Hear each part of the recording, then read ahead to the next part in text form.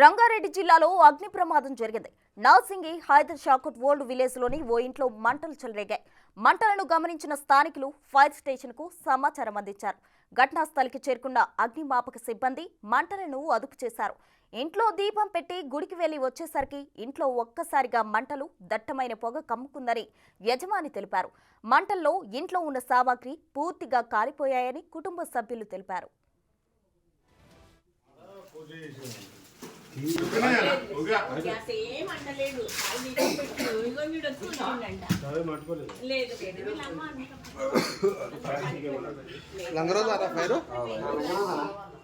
ఈ మీ Giridhar Reddy sir number కావాలా?